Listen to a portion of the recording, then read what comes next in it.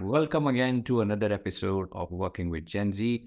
Friends, we've looked at many dimensions of the workplace and the context it has for the Gen Z generation, what it means, largely internally looking at things like the need for coaching, mentoring. We have looked at the hybrid workplace and what does the Gen Z think about that. Today, we will shift focus and try and take an external lens and how does the Gen Z cohort or the Gen Z population show up as a consumer? Obviously, they have had a unique context, and therefore, does that mean that their preferences as a consumer are also significantly different? Companies today have to do many different things and unique things to not just attract and retain them, given their expectations. And so, to help me with that, we're going to be talking about how does Gen Z look at brands? What's their preferences? What are some of the companies which are doing some things which are making them popular among the Gen Z? And to help us with that is my guest, Savantika Pandari. Savantika, welcome to the show. Hi, Nikhil. Thank you for having me. Absolutely, Savantika. It's a pleasure, and I'm very happy this is finally happening. We've been trying to do this for some time. And friends, as we've done with every episode, we're going to take a few minutes to introduce and say a few words. Savantika has obviously asked me to keep the introduction brief, but here we go. Savantika has got about 2 decades of global experience in banking and financial services. She has built businesses and brands across countries and companies. She's currently a consultant who works on growth strategies for companies. She also did her post-graduation management from the prestigious MDI Gurgaon and a graduate student of economics from LSR College in Delhi. Savantika is an artist, traveler who loves London and longs for Paris and has given her heart to Mumbai and lives and belongs in Jodhpur, Rajasthan. So, Savantika, this is great. Before we dive in, I have a lot of questions. I've obviously, in my past interaction, gotten and learned so much from you when it comes to brand and the whole domain of marketing. But let us also take a few minutes to say, is there anything else would you like to share just about you that our listeners and viewers would like to know beyond just a very brief introduction that I've just given? So, thanks, Nikhil, for those kind words. After 2.5 decades in banking and financial services and helping businesses grow, I'm at a very interesting point in my um, life. Let's not call it professional life. I'm at an interesting point in my life when I'm trying to see if there's something else that I can do, which is almost like a second career or a second wind or reinventing myself. So I love my art, and I'm trying to give more and more time to art. I think I will always be an art student throughout my life, but I love doing that. I've done a few stints teaching, which is how we met actually. And yes, I still think corporate India fascination with investing and growing companies will continue.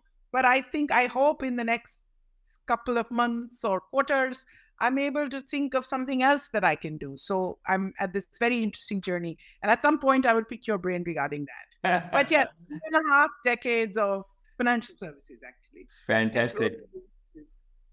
Lovely. So, you obviously have got deep expertise, working in the financial services domain and having creating brands. So let's get to it. Uh, we're gonna just start by kind of creating a common denominator, without going too much spending time on brands and all the different characteristics of brand. But help us to understand just to sort of level create a level playing field for just our listeners is that help us in simple terms what is a brand, right? And when people talk about things like values and brand position, brand promise, right, what does it mean? So, to my mind, actually, there are multiple definitions, and the internet is full of it, and each B school is teaching that. But to my mind, a brand is something we experience. A brand, Nikhil is a brand, Apple is a brand, Mercedes is a brand. You think about it, chewing gum is, Wrigley's is a brand, water, Bisleri is a brand. So everything that we see, think, experience can call out to. I can call you Nikhil. I can call my phone an Apple phone. That's a brand. And everything we do, we associate with certain things. Whenever we think of Apple, at least whenever I think of Apple, I always think of cutting edge innovation. I think of simplicity of use. I think of sleek design. I think of modern. Whereas if I think of something older, I think you and I grew up with it, Gen Z didn't. But when we think of landlines and telephones, we think of something old, we think of something clunky, we think of something black with those bakelite handles which used to lift. You couldn't carry, you could only carry as long as the wire would go. So look at that versus the Apple phone today and how things have changed. They're both a phone. There's a whole generation of people who will not know that brand, but who will know this. Mahatma Gandhi is a brand. Mother Teresa is a brand. Hitler is also a brand, actually. Yeah. So what do you associate with a Hitler versus you associate with a Gandhi? It's extremely different things. So actually, brands are touch, feel, see, a combination of all of that, and the stories those things or people or places tell.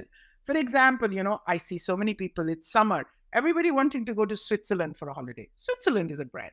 What it promises you, isn't it? It promises scenic beauty. It promises great, for you and me, it promises a silsila and tulips. But for the younger generation, it promises mountains and chocolates. So brand does not necessarily mean something we can hold, like a phone. It means a country. It means a person like you or Mahatma Gandhi or Hitler. It's actually anything which you can touch, feel, see, smell, perfumes. They're based on smells. Here, all of them put together, and you have a story which is associated with it. The difference between a brand and a great brand is great brands tell consistent stories.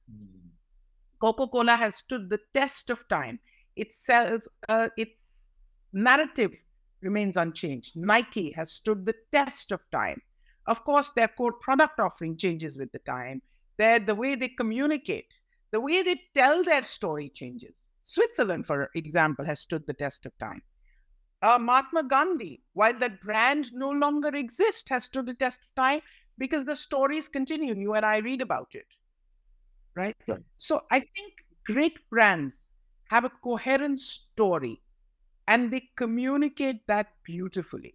All of us, what we feel about Apple, if you ask in a blind test, people of different age profile, people of different nationality, they will say common things about Apple. And second or the third word would be Steve Jobs, right? Because the man became ubiquitous with the brand. The man was the brand. He sort of lived the brand. Simplicity in the way he spoke, in the way he dressed, and all of that. So I always say everything and everybody is a brand, right? But then there are great brands and there are not so great brands. Sure. And great brands have a great story, which fills the consumer mind space. So they Sure. connect with the consumer and tell the story. Sorry, I sort of double clicked into your question. No, I think you. I like where you consistently kind of giving that storyline that said that it's about a narrative which stays continuous, right? I mean, what makes the distinction of a good to great is the continuous and the consistent experience, right? Whether you think about, I don't know, if like maybe a good restaurant, right? I mean, we all have a popular restaurant, right? Why do we go there time and again? Is because every time we can expect that, what we can expect they will have something new and it'll be safe and it'll be prompt, right?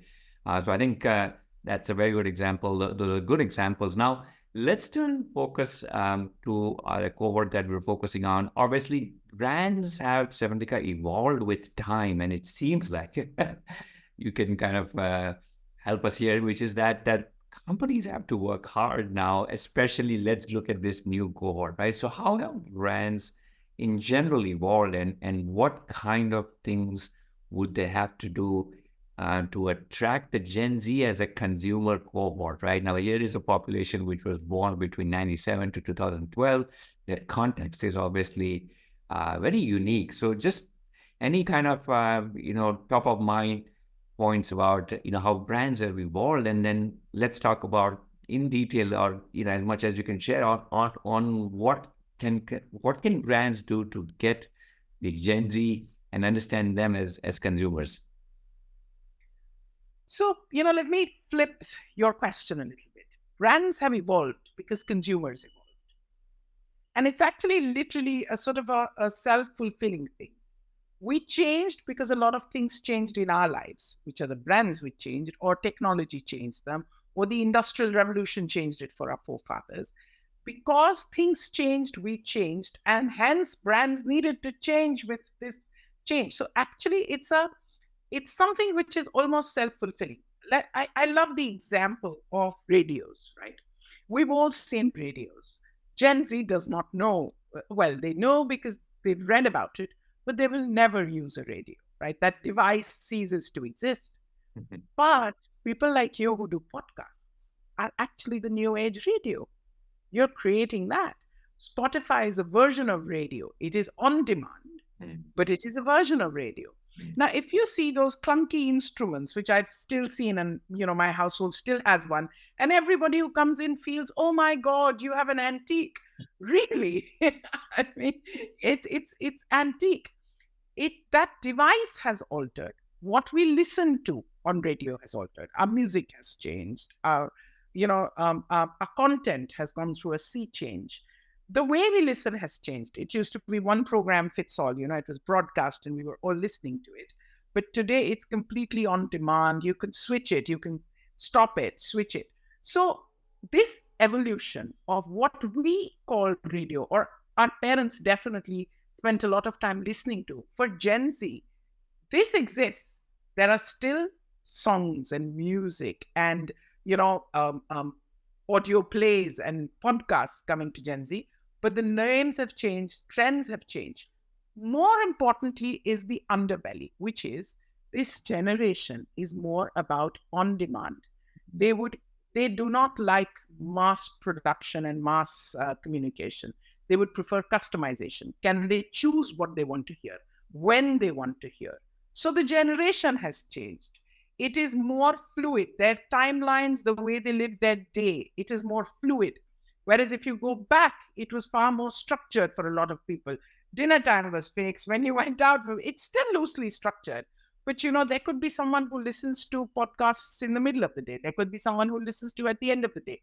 So it's become from a one to many to a 1:1 customized medium, because that is the need of the current generation. Yeah. And Gen Z. So to my mind, brands have to change. Otherwise, they will lose relevance in the customer. And the greatest example is Nokia, a brand which was completely ubiquitous with any mobile phone. I remember a time where almost everybody had a Nokia phone. And that is a brand which ceased to exist when phones didn't cease to exist. Yeah. Phones still continue. In fact, they're with us like never before. Yeah. But this is a brand which lost relevance for its consumers. And the minute a brand loses relevance, it just sort of automatically goes away. They didn't have a story which was relevant to the consumer. So I see that a lot of times. I mean, I see that. I live in a very small town now. I moved from Bombay. I see that. And there used to be so many restaurants which opened maybe 10 years ago, which did not survive the test of time because they did not serve what the current generation wanted. They did not look like where people wanted to go. Essentially, what I'm saying is they did not tell the story in a form that was acceptable to the current consumer, or which was not just acceptable, which was part of their lives. You have to be a part of your consumers' lives. The lives today, the generation today is very different, and you need to constantly evolve.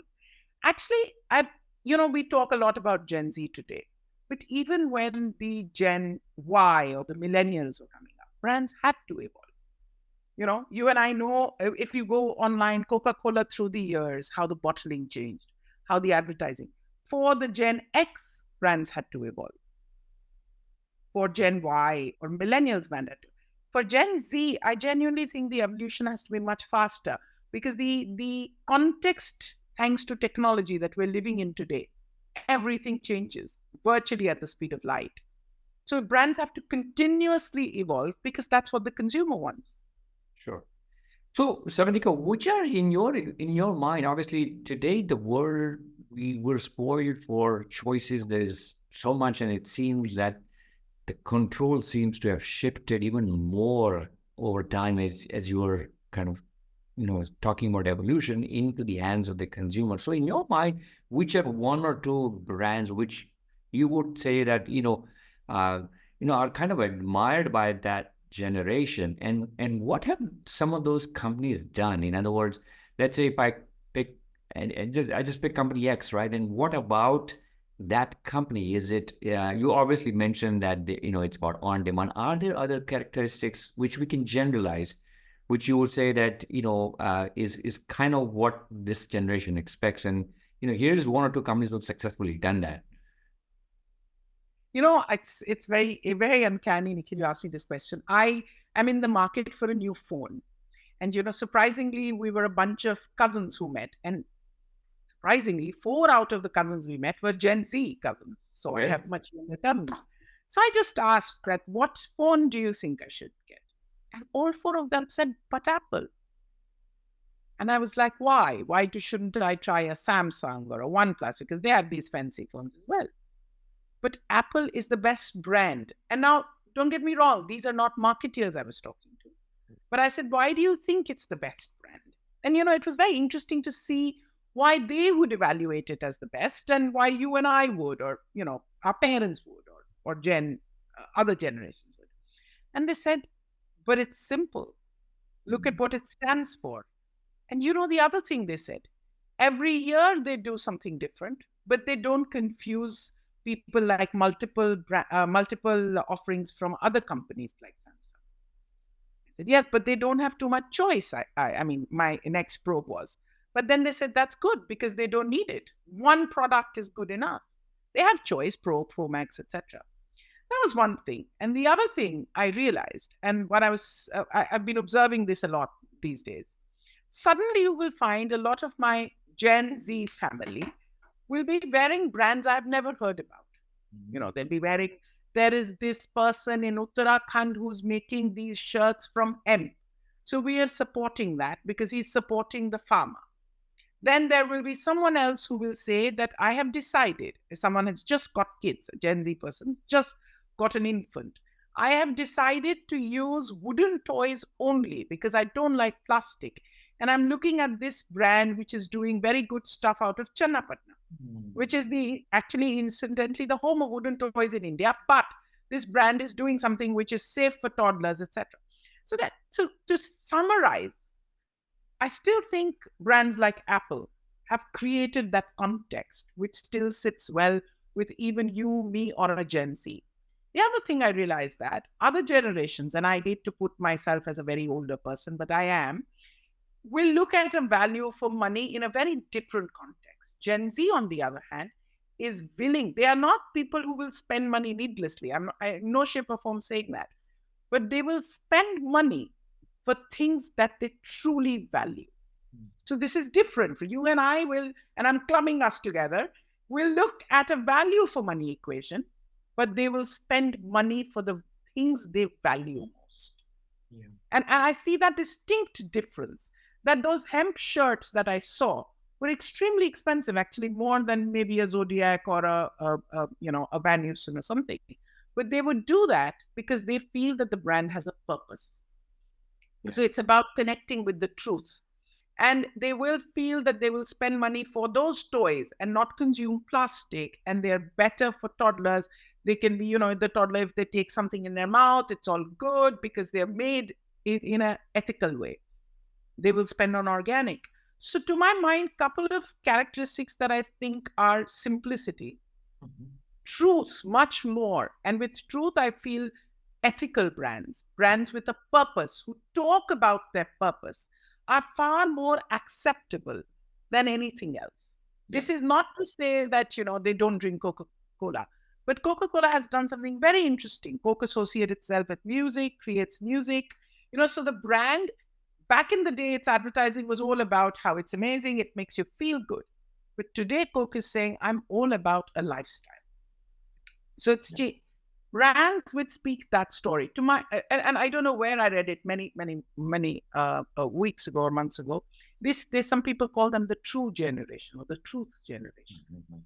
So it's I think McKinsey did something on Gen Z. All of you, people like you, McKinsey, are doing a lot of research. And it's very interesting. They do go for that. And they like the entire sort of the associations with ethics and purpose that brands expound. Yeah. No, wow. It's I really like, it's interesting, Savantika, you mentioned about your nephews or niece and the phone experience. I remember buying the iPhone that I have a few years back, and I took my son actually to the store to buy it. And incidentally, I didn't have a preference on the color, but he said, look, why don't you, if you don't have a preference, I'd say you should buy the pink color. And I said, well, why pink? And then he explained to me that, if you buy pink, basically all the proceeds of the the the sales from the pink phone actually go for like some blood cell research or a cancer research or something. I said that you might as well do that because you're doing something good on top of the fact that you're buying in There the you go. one. There Yeah. you go. And so, but I really like also the examples that you mentioned about when it comes to something that they truly believe, whether it's sustainability, they're quite happy to not, uh, I mean, they're happy to support a brand for their cause, whether they say what they stand for, rather than saying that this is not some premium brand, but they actually are doing something good, which is good for the earth or good for the local community, right? And I think that's a good way to think about how they see it versus maybe the prior generations were always more about value for money and not. Consciousness, value Yeah, consciousness. I correct. don't think the another generation will be that easy to spend money on a higher than 10,000 rupee shirt, Yeah, right? yeah, Just because they support a community. I would think most people will say, look, this is an expensive shirt. yeah, But this generation would actually go out and buy because it supports a community. And right. I think that, and I see that in more and more and more things. Yeah, Sustainable coffee, birds of organic, buying better, consuming less plastic. yeah, I see them actively, and I almost feel guilty, but I see them actively consuming less plastic. yeah, yeah. Okay, so one other thing, Savantika, related, and there's a lot of talk about this, just to help us dispel some of this, is that there is so much mention about the need to keep the consumer engaged. And then I suppose this would go across the cohorts of different generations, but it seems even more, all the more as an expectation. So, can you help us understand when we talk about engagement with the brand, right? What are we saying? And are there companies who have done a good job? Like maybe we can talk about one or two companies where engagement matters, right? Are we talking about that? That simply means that, if I, as a customer or a consumer, if I'm with a certain provider, for example, for a certain time, is that more a expectation that, so maybe I want to just before, rather than me saying, like, could you help us understand what do they mean by engagement? And then how are companies kind of doing that? Are they using technology as the one tool? What are the ways in which, because engagement seems to be like the buzzword in the brand space, right? You have to keep your consumer engaged. So help us to give us The some. other day I was seeing a TED talk on and there's lots of articles on the detrimental effect of social media and increased interaction with social media, how consumers, teenagers, everybody is spending more and more time on social media. They spend X hours a day or X hours a week, and it's constantly growing. I want to flip this actually. And I agree with that, by the way. I genuinely think. And there's studies which now say that it's linking to mental health issues. But flip it, Nikhil, to your question. Look at how their brands have gotten engagement and they have used technology for that. You cannot help. You get on an Insta reel thing and you cannot help getting away from it. You go 86 times and you've actually got to consciously tell yourself that I have to go phone free. The very fact that, there are detoxes, digital detox being the buzzword today, where people go to retreats, where they go away from all digital. And the very fact I would like to mention here, and I still think, Meta is doing a lot of harm to a lot of teenagers. Let me voice that again. But look at how they have, using technology and behavior science, they have been able to engage consumers at a scale unprecedented to humanity. So to my mind, we must give it to them that they've done that. Now, with a lot of this comes a lot of bad. You give that much power to a brand, it has the ability to, sort of impact you because they've suddenly become a part of your life, which is a very large part of your life, right? So and I know, and I know a lot of people won't agree with it, but we must give it to them that they have created this engagement. The context here is to break down how they have been able to do it. And they have actually used behavioral science and technology, like I said. Now, back in the day when I was doing my MBA and we were reading marketing, and but brands were still doing advertising, and Meta didn't exist. In fact, Google also didn't exist. And the way we were taught brand theory and consumer behavior is, I mean, the fundamental tenets of why we choose something still remain the same, right? And we were always told that put out your USP out there. And, I don't know, and no Gen Z will recognize it, that you remember Lalita ji, who used to sell soap, or you remember the Nirma ad, or you remember Lal Dant Manjan, the big pervasive, or the little ad when it first came out. I think Alec Patterson changed the way soap was sold by the little ad. What did it do? It gave you a story. It worked on consumer behavior. And it used television, which was the prevalent technology then, to give that story out. So it's actually use of technology or the prevalent technology, use of a mode of communication. Let's even name this technology a mode of communication. How do I get through to you? So newspaper ads, TV, radio, were the communication modes then? Or all of us remember the beautiful Vodafone ad with the pug, which they did for so many series, right? They reached out, tugged our heartstrings with that ad, used technology to get through to us. Today, most brands are using the same two tools, but the tools have changed. Our ability to study consumer behavior is far sharper today, and technology or the mode of communication has changed. So, to come to which are the successful brands which have reached Gen Z? So one question, Soundia, sorry, just to interrupt. Is it confined just as a way to medium to advertise? In other words, there was, my view was that the engagement also means that you are keeping the consumer sort of, throughout the journey, you are somewhere in touch, either, like you said, we're sending them something, we're asking them something. Does that qualify? I mean, it's not continuing to, it's saying that, look, I used to show it on TV, but now I show it on Instagram, right? Rather, I'm saying that I'm giving them ways in which they can share inputs. I'm giving them ways in which they can find out more, right? So I'm engaging my consumer more. Oh, you hit, that was the second point I was going to make, actually. So in what engagement means has changed because of technology. There was a time, if you were unhappy with Air India services, there was very little you could do apart from writing a letter to Air India or going to their office. Today, if you're unhappy with Indigo, even before you have collected your bags, by the time you leave the aircraft to the baggage belt, you could have tweeted, you could have written to the MD, you could have sent out a WhatsApp to broadcast to all your friends. So engagement today has changed. The rate and the speed at which a brand can be bombarded and is expected to respond has changed. Even back then, forget services companies. If you got a very bad Cadbury chocolate, I remember there was a problem where Cadbury had some issues inside the actual bar. The only thing you could do was go to a consumer forum, send it to a newspaper. Today, you can click a photo and put it on sites like Mouthshot, Twitter, or X, as you choose to call it. Put it on Instagram, tag the brand. Brand is supposed to respond. So one thing is every brand, whether a new brand or an old brand, it has changed. Gen Z is more wired. You and I probably will not start tweeting as fast enough, but Gen Z will tweet almost immediately on the experience.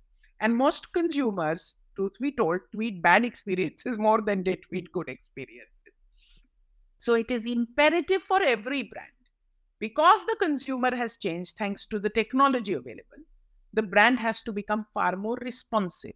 So whether you take a product today, like a Cadbury or, your shirt or your t-shirt or whatever it is, or Amazon, or you take a service like a bank or an airline, I think it is imperative to stay in business to become more responsive.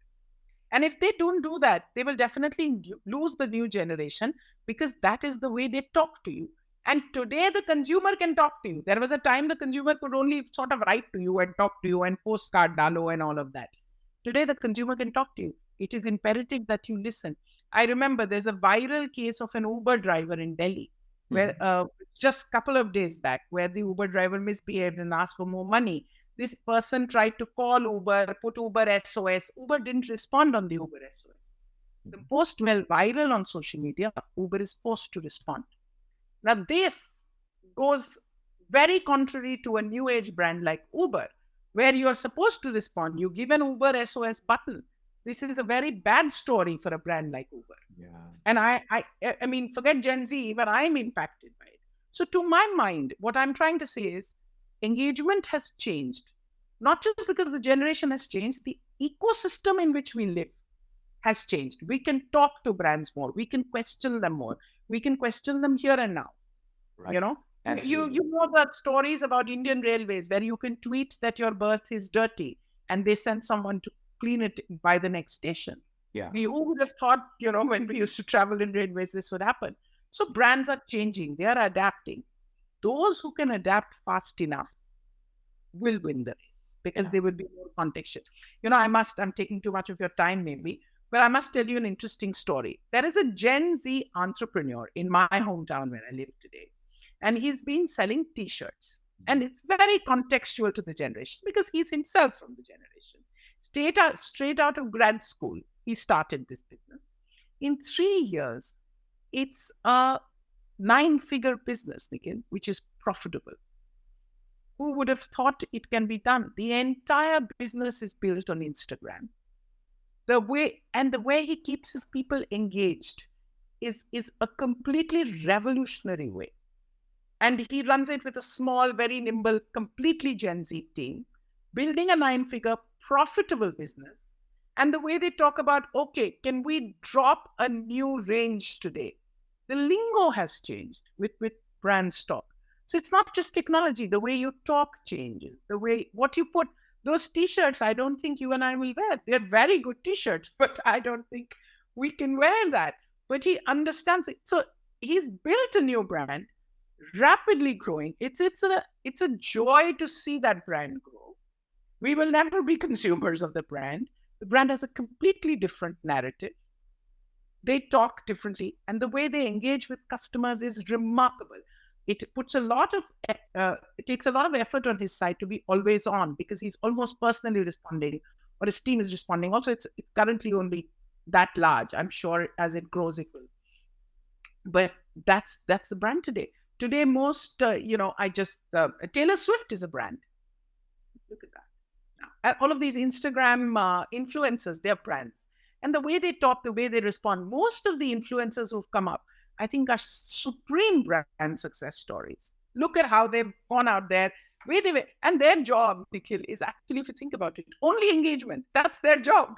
Yeah. Imagine there is a whole brand which its core job is engagement. They're not selling anything, if you think about it. They're selling engagement. Yeah. Who would have thought? Yeah. No, I really like that. Yeah, no, go ahead, please. Yeah, finish. Did I effectively answer your question? Yeah, I think you did. No, I think I really liked, I guess the two extreme examples. I hadn't read about the Uber story. Obviously, Uber have had bad examples in the past.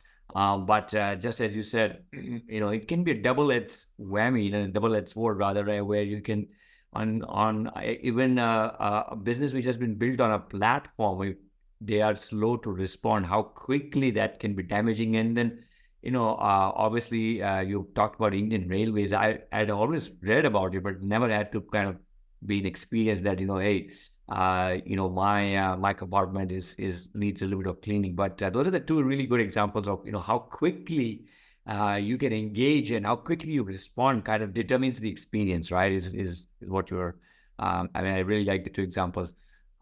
So let's talk, Samdika, just as a way to think about from the consumers. From the company's perspective, just as a way to close. What are some of the two maybe do's and don'ts they have to keep in mind if I'm a if I'm a, let's say, brick and mortar company, or if I'm even let's say a new age economy company or a click and mortar company, right? What are the two sort of fundamental things I should keep in mind for the do's and the don'ts from the company's perspective? And then maybe even let's flip to the Gen Z to say that if I have a Gen Z consumer, are there things that I should be kind of reasonable about as a consumer, or is too much power being handed to me as a consumer? I don't know if there's anything like that, but perhaps, as you rightly said, that maybe the social media and the access that we have has that kind of created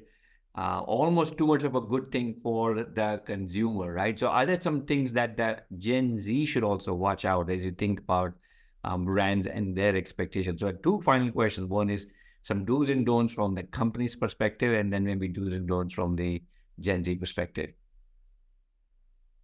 So, it's something I keep telling every brand or company that I work with. Always keep listening to the consumer, because this is the first do. It is so imperative because consumers are changing, their requests are changing, their feedback is coming almost virtually 24/7. So your ability to listen should be exceptionally high. And you have tools available at your disposal to listen to data, to be able to collate data, to understand trends. It is very rare that we are caught unawares. There are times we're caught unawares about what is happening. Regulatory changes, we are caught unawares, environmental changes. But consumer shifts do not happen tomorrow morning. Consumer does not wake up and say, I will change the way I consume tomorrow morning. They normally give you enough indicators. You've got to be there to listen.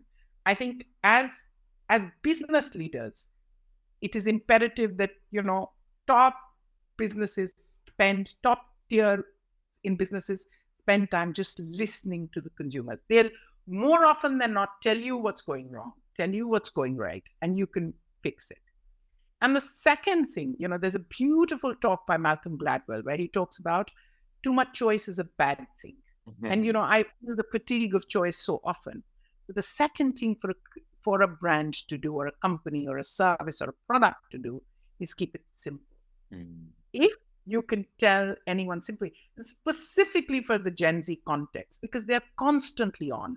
They're always bombarded by messages. There was a time when we used to, as marketeers, get very worried. There is the death of television, hoardings are going away. How will we reach the consumer? Do you know the amount of information that we are telling our Gen Z consumers every single minute, because they're being served something digitally right in front of their eyes all the time? It's not passive, like, how some hoarding you're passing while you're driving. It's actually actively you're communicating. If a brand can keep it simple, they've got it made, because we do not decision-making fatigue if it's simple. If a brand can clearly communicate and consistently communicate, they have it made in whichever category. You go airline or t-shirts or soap or holidays or whatever it is. So to my mind, listen. I cannot stress that enough, and continuously listen. It's not something you do once a year and get happy about it, and keep it simple. We are all suffering from fatigue and over communication. So if you're simple and you're consistent, on the other side, and I like to say this to everybody who's young, even younger than Gen Z, the internet is a very good and a very bad thing. Nothing ever goes away. So be very careful what you're putting out there, because you may have put it in a context which is very different, and it will come to sort of haunt you at a very different point in life. So just because there is an ability to share does not mean you should. There is certain things which you should be measured about. And, it's very interesting. I did a lot of work for insurance for a time being. And how, everybody on an insurance form can easily say, I never smoke, I never drink when you're getting health insurance. Which if you've put a Facebook photo with your friends at a party and you're drinking, you're drinking. Yeah. So, never lie on your forms. That is one thing. But apart from that, remember, these things come to you. When you go out and make a statement, which is pro or anti something, and you might change your view later, that statement never goes away. So the EU is actually ruling to purge people's past and privacy, etc., because we have not realized how much access we are giving to people. As long as it's done consciously, to my mind, it's good. If you're doing it consciously. But since these devices are in our hands all the time, it becomes second nature. I think, it's a third hand for most people, our devices. Yeah. And you never really know what your third hand is doing. So be careful, be measured. There's always logic in that, right? There's always, don't do something in anger. Put it out there for the world to see. It's just, so that's my, and also I'm very in this generation has a cancel culture. I genuinely think just because, it's also a function of the adoption culture. The rate at which brands become 100 crores are much faster than you and I have ever seen it happening, right? That's because of a very fast adoption culture. Unfortunately, with that comes a very fast cancel culture. So, like and I sound very old when I say this, with conventional wisdom of, Sanskrit being Ati Sarvatra Varjit, it's just, let's just take a breath before we cancel, because the impact of that is very high.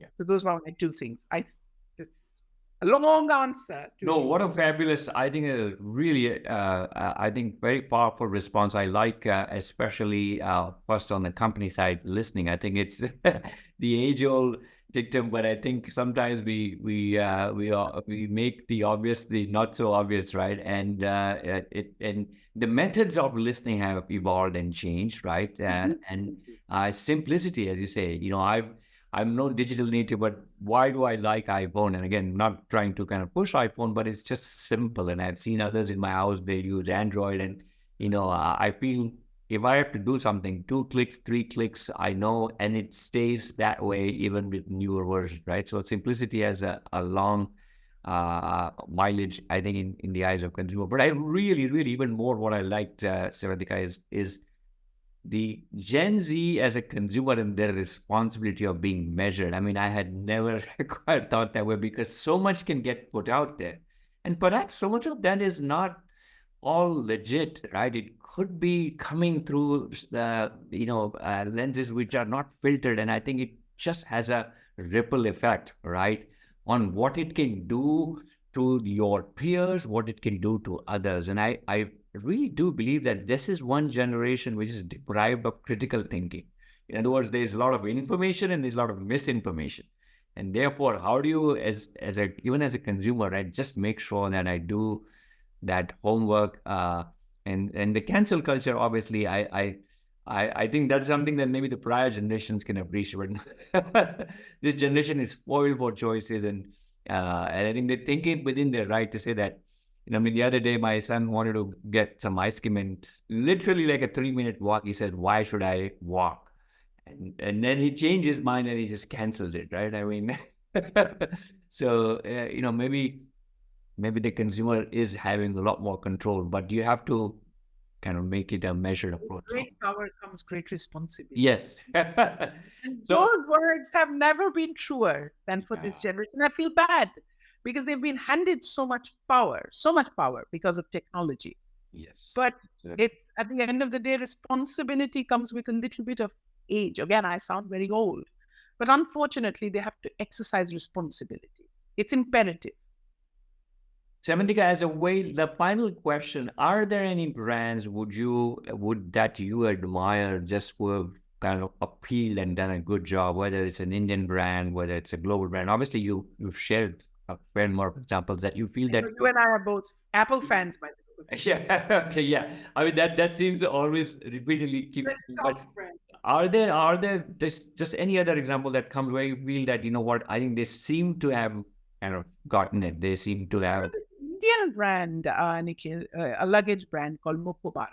Okay, has really caught my eye, and I see a lot of people using it, younger people using it. The way they sort of made luggage cool, for want of a better word. The way they listened to what, fuddy-duddy luggage was, and they made it cool, and they wanted to make it cool.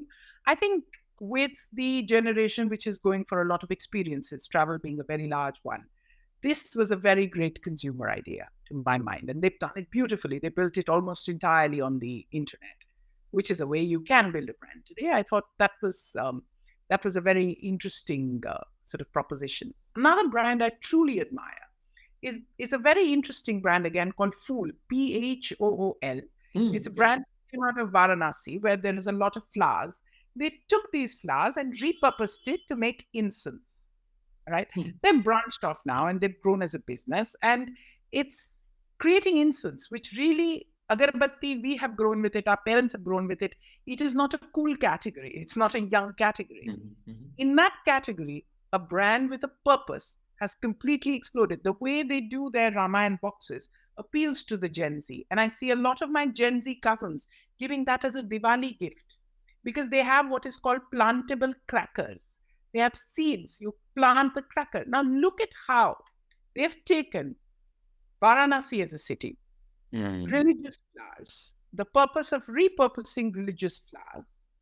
They've taken women from Varanasi, so they're helping the community. They've made crackers. A lot of this generation is not into bursting crackers, rightfully so.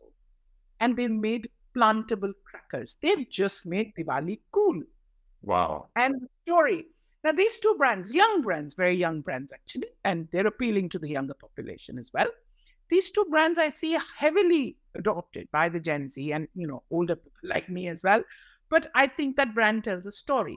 And of course, I'm not going to mention Apple because we've spent a hell of a lot of time talking about Apple. The other brand I am most impressed with is a man called Elon Musk, actually. And everything he creates. I truly believe he'll either kill all of us or, really change the world. But look at what he's done in terms of sheer disruption of very established markets. And I think, what he's doing is also, he's a brand, he has developed multiple brands, right? SpaceX and Tesla and everything. Is he controversial? Of course he's controversial. Does he use every single technology available to him? Absolutely. But what I also feel, he is a sign of the times. We are ready to take a disruptor who is not always correct, who is most times, known for his whimsy, but acknowledge the good that he potentially could do or is doing. A single-handed intervention in the automobile industry. I mean, one man took all the entire automobile industry and changed the face of it. To my mind, this generation also, and the technology and the way the world has changed, also gives brands like him time to breathe. Otherwise, he may have cast off as someone who's not logical or he's too different. This generation also embraces different. Yeah. Maybe sometimes a little too much, all that gender, they, them, I don't understand, but then I'm living with it. But, this generation embraces different. This generation embraces purpose. It's just so refreshing. So I don't know if I've answered the question, but no, I think, wow. Again, I really like it. You're right. Just very recently reading or hearing about how Elon is trying to launch the robo-taxis in August. But I hadn't heard about the two other examples, and I'm going to check that out because I think it's just very impressive. I'm watching them. I'm watching these two brands in India. Yeah. They've done something. Imagine taking something like agarbattis and making it cool. And Diwali, I'm completely a fan. Yeah, wow. So there you have it. I think Samika, very fascinating. I know I could go on for another round of conversation, but this, I think, hopefully, as our listeners and viewers are listening to this, we'll try to dispel and kind of simplify, the notion of what brands are, how they evolve, and even just from the context of Gen Z, right? How that has changed. Considering their context with technology, what it means, and just the as you mentioned, what is their role as consumers, right? And what can companies do? And what do they have to do? So, very nice. Really enjoyed it, Savantika. Thank you once again. I had so much fun, Nikhil. Absolutely, and I'm looking forward to seeing you in person in town very soon, or if I make my way to Jodhpur, let's do that, and we'll catch up again. Thank you very much. I had a lot of fun. Thank you. Yes, take care. Bye.